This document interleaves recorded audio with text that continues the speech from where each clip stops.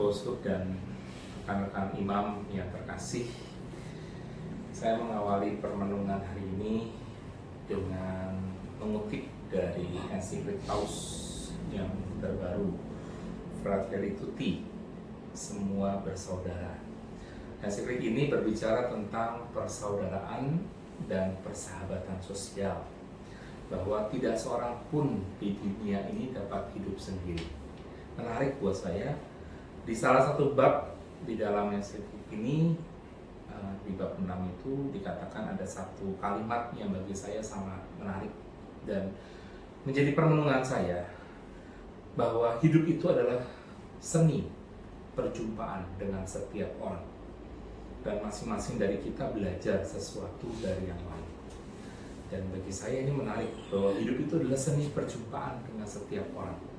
Selama perjalanan misi perutusan kita masing-masing, setidaknya saya menjalani misi perutusan, saya juga berjumpa dengan berbagai macam pribadi orang, pribadi karakter, pribadi para pelayan Tuhan yang melayani Tuhan di gereja, di keuskupan dan sebagainya. Berbagai macam karakter saya belajar bagaimana menghadapi dan bagaimana berhadapan dengan satu maupun lain pribadi. Dan kerap kali kita tahu menghadapi pribadi satu dengan yang lain kan tidak bisa disamakan. Maka kalimat ini bagi saya sangat menarik dan bagi saya sangat menguatkan bahwa hidup itu adalah seni perjumpaan dengan siapa orang dan kita belajar sesuatu dari orang lain. Nah, contohnya apa? Di dalam bacaan hari ini saya mencoba mengambil permenungan dari bacaan yang kedua. Walaupun di sini ada ahli Paulus, Bapak Uskup yang sudah menjelaskan banyak tentang Paulus, tetapi saya mau mencoba melihat bahwa dalam bacaan kedua digambarkan jemaat di Tesalonika, dan di situ kita belajar dari kalimat di ensiklik itu. Saya melihat bahwa bagaimana kita belajar dari jemaat di Tesalonika, bahwa Paulus bangga karena di jemaat di Tesalonika itu ada, di mana jemaat itu dirintis oleh Paulus dalam perjalanan misi yang kedua. Dia menemukan di dalam kelompok jemaat itu ada iman, ada kasih, dan ada pengharapan. Maka dalam bacaan ini dikatakan, sebab kami selalu teringat akan amal imanmu, akan usaha kasihmu, dan ketekunan harapanmu kepada Tuhan kita Yesus Kristus. Jadi ada iman, ada kasih, dan ada pengharapan. Kalau saya lihat kenapa sih Paulus itu sangat mengagumi jemaat di Tesalonika. Mereka itu di hadapan Paulus atau di dalam diri Paulus dilihat sebagai pribadi-pribadi yang jemaat yang kuat dalam iman. Artinya bukan iman yang kosong yang dimiliki oleh jemaat di Tesalonika, tetapi iman yang sungguh nyata. Ketika kondisi mereka dalam situasi penindasan, tapi mereka masih penuh sukacita dalam menerima Injil. Ketika mereka dalam penindasan, tapi mereka tetap hidup taat mengikuti cara hidup Paulus dan Kristus.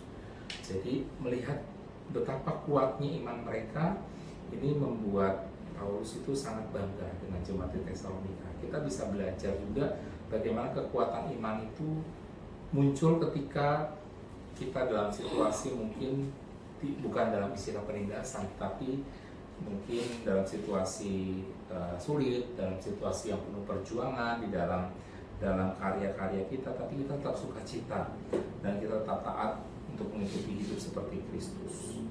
Yang kedua, misalnya di sini dikatakan usaha kasihmu. Apa usaha kasih yang dilihat Paulus di dalam jemaat di Tesalonika? Jemaat rela ditangkap demi melindungi Paulus dan mereka bertobat dari berhala-berhala. Ini gambaran orang-orang yang sungguh-sungguh mau sungguh-sungguh beriman, dan iman itu dinyatakan dengan membantu orang lain, dengan sungguh-sungguh totalitas di dalam beriman, dengan bertobat dan sebagainya. Maka usaha kasih yang mereka wujudkan dalam pertobatan itu sungguh diangkat oleh Paulus. Dan sisi pengharapan yang mereka miliki di sini dikatakan ketekunan harapan kepada Tuhan kita Yesus Kristus.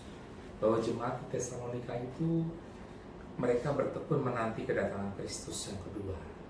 Jadi mereka sungguh-sungguh beriman, mereka sungguh-sungguh hidup di dalam Kristus dan sebagainya. Nah, maka berdasarkan dari pengalaman jemaat di Tesalonika, saya melihat kita bisa belajar bahwa kita pribadi-pribadi yang diutus, tidak-tidaknya saya, yang diutus di dalam misi pewartaan dan misi pelayanan perutusan tugas sebagai seorang imam, diharapkan punya kekuatan dalam iman yang nyata, diharapkan punya usaha kasih, usaha pertobatan terus-menerus, dan juga punya pengharapan yang selalu bertekun menantikan kedatangan Kristus yang kedua.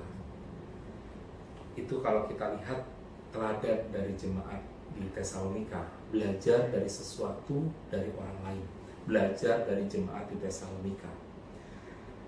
Bapak Sub dan teman-teman, kalau hari ini kita merayakan Minggu Misi sedunia, tema yang diangkat Paus itu adalah ini aku, utuslah aku. Dan Paus mengatakan bahwa dengan tema ini, dengan misi yang mau diangkat itu, kita diajak dipanggil untuk maju bersama, bersatu, dan meninggalkan diri untuk berbagi, melayani, berdoa. Misi itu dibayangkan oleh Paus Fransiskus itu adalah sebuah tugas gereja yang keluar, yang memperhatikan kebutuhan orang lain, yang mau meninggalkan diri sendiri dan berbagi, melayani, berdoa untuk orang lain. Dan ini kembali lagi bagi saya kembali ke ensiklik Paus tadi, bahwa kita diajak untuk penuh persaudaraan dan persahabatan sosial untuk memperhatikan kebutuhan orang lain. Maka pesan dalam Minggu Misi itu kita diajak untuk melihat keluar diri kita. Saya baca sebuah kutipan dari Kardinal Tagle, bahwa kita diajak menggunakan kaca yang transparan, bukan cermin, dalam menjalankan misi perutusan kita. Artinya, kalau cermin itu yang dilihat hanya diri kita, bercermin, apakah kita itu begini, kita itu begitu, dan sebagainya. Mungkin Romo Hari kalau bercermin lihat apakah ada jerawat, apakah kulitnya semakin mulus, atau bagaimana gitu ya. Tetapi yang diajak oleh Kardinal Tagle adalah mari kita bukan menggunakan cermin, tapi kaca yang transparan, melihat keluar, melihat yang tembus pandang.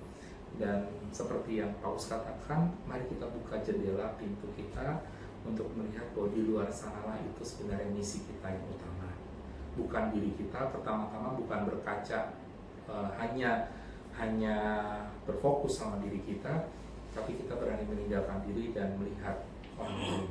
Dan disitulah kita bisa belajar sesuatu dari orang lain di luar diri kita, seperti jemaat di Tesalonika yang kita renungkan hari ini. Maka Bapak Usut dan rekan-rekan Romo, mari kita mohon supaya dalam Minggu Misi ini kita semakin dimurnikan dalam menjalankan misi perutusan kita sebagai seorang imam, sebagai seorang pelayan Tuhan di tugas kita masing-masing, dan kita bisa menjadi perpanjangan tangan Tuhan untuk menjalani kehidupan di mana kita berjumpa dengan setiap orang dalam perutusan kita. Tuhan memberkati kita semua. Amin.